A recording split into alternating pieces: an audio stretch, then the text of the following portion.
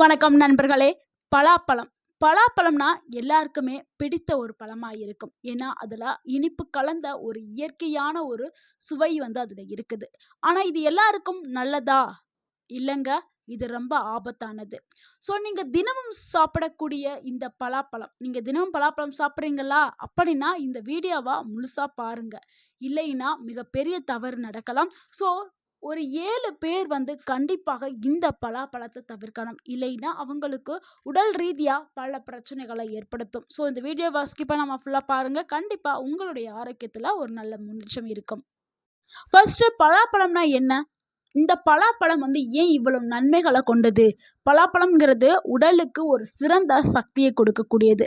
பலாப்பழம் நிறைய நார்ச்சத்துக்கள் நிறைந்த ஒரு பழம். பலாப்பழத்துல விட்டமின் ஏ, விட்டமின் சி அதிகமாவே இருக்கு. அதனால தான் அதிகமானா நல்லது. சிலருக்கு ஆபத்தாக மாறும். ஸோ பலாப்பழம் ரொம்ப ரொம்ப ஒரு நல்ல பழங்கள். ஆனால் சிலருக்கு மட்டும் அது ஆபத்தான ஒரு பழமாக இருக்குது. ஸோ யாரெல்லாம் சாப்பிடக்கூடாது அப்படிங்கிறத இப்போ பார்த்துடலாம். முதல்ல சர்க்கரை நோயாளிகள், அதாவது டயபெட்டிஸ் பேஷண்ட், அவங்க பலாப்பழத்தை எடுக்கவே கூடாது.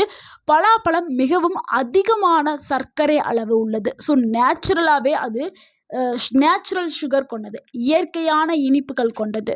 இதை சர்க்கரை நோயாளிகள் தவிர்க்க வேண்டும். இதை சாப்பிட்டா பிளட் சுகர் வேகமாகவே உயர ஆரம்பிக்கும். ஸோ டயபெட்டிஸ் கண்ட்ரோல் கெட்டு போயிடும். ஸோ இதனால் சர்க்கரை நோயாளிகள் இதை எடுக்கவே கூடாது.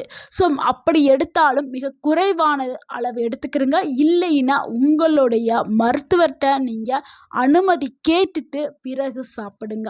ஆசைக்காக சாப்பிட்டாலும் சரி, நார்மலாக சாப்பிட்டாலும் சரி ஆபத்தை ஏற்படுத்தும். ஸோ உங்களுடைய மருத்துவர்கிட்ட நீங்கள் உங்களுடைய சுகர் லெவல் எவ்வளவு இருக்குது அப்படின்னு செக் பண்ணிவிட்டு எடுத்துக்கிறது ரொம்ப நல்லது. ஸோ அடுத்து 2வது யார் சாப்பிடக்கூடாது அப்படிங்கிறத பார்த்தலாம்.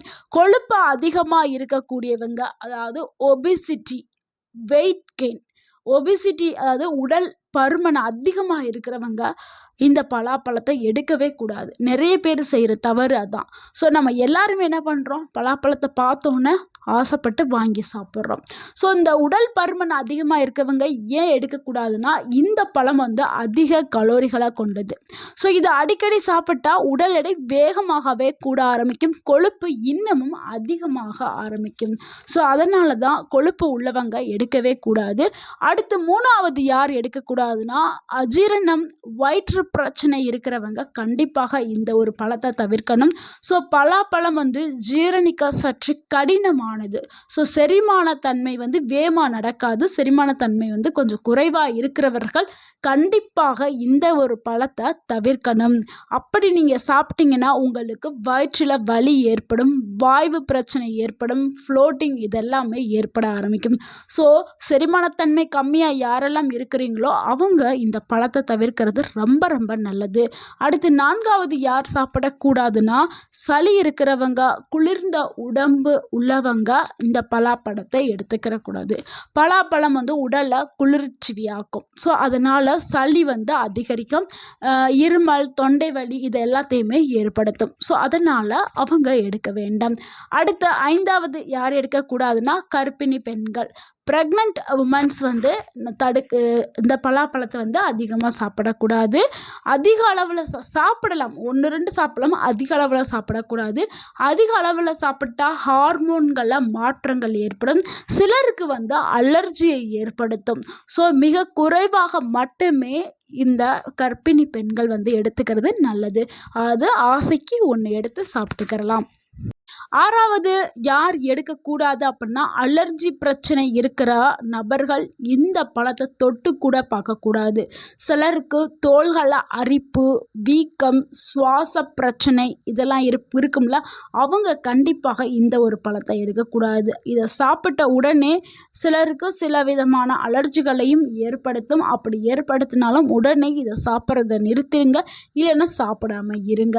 அடுத்து 7வது யார் அப்படிங்கிறத பார்த்துடலாம். ஸோ 7வதா பார்க்கக்கூடியவங்க யாருன்னா கிட்னி பிரச்சனை, கிட்னி பிளட் ப்ரெஷர் பிரச்சனை இருக்கிறவங்க இந்த பழத்தை வந்து எடுக்கக்கூடாது. ஏன்னா இந்த பழத்தில் வந்து பொட்டாசியம் அதிகமாகவே இருக்குது. ஸோ பொட்டாசியம் அதிகமாக இருக்கிறதுனால கிட்னி வேலை செய்கிறதுக்கு ரொம்ப சிரமமாக இருக்கும். ஸோ அதனால் இந்த பழத்தை கிட்னி ஃபெயிலியராக இருக்கிறவங்க தயவு செய்து பலாப்பழத்தை எடுக்கிறத நீங்கள் தவிர்த்து கொள்ள வேண்டும். அதே மாதிரி ரத்த அழுத்தம் இருக்கிறவங்களுக்கு ஒரு இம்பேலன்ஸை வந்து உருவாக்கிவிடும். ஸோ அவங்களும் இதை தவிர்க்க வேண்டும். இப்போ பார்த்த இந்த 7 பேரும் கண்டிப்பாக தொட்டு கூட இந்த பலாப்பழத்தை பார்க்கவே கூடாது, சாப்பிடவே கூடாது. நீங்கள் அப்படி தவறாக சாப்பிட்டீங்கன்னா அதிகமாக சாப்பிட்டாலோ என்ன ஆகும்னா வயிற்று பெரியதாக ஆரம்பிச்சிடும், வாந்தி ஏற்படும், டயரியா ஏற்படும், சர்க்கரை அளவு உயர ஆரம்பிச்சிடும். ஸோ தவறாக சாப்பிட வேண்டாம், நீங்கள் சாப்பிடவே வேண்டாம். இல்லைன்னா உங்களுடைய மருத்துவர்கிட்ட நீங்கள் கேட்டுட்டு எடுக்கிறது ரொம்ப நல்லது.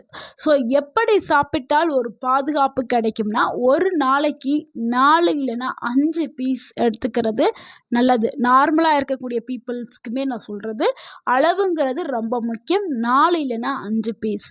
வெறும் வயிற்றில் பலாப்பழத்தை எப்போதுமே சாப்பிடாதீங்க. இதை நல்லா கவனிச்சுக்கிறங்க.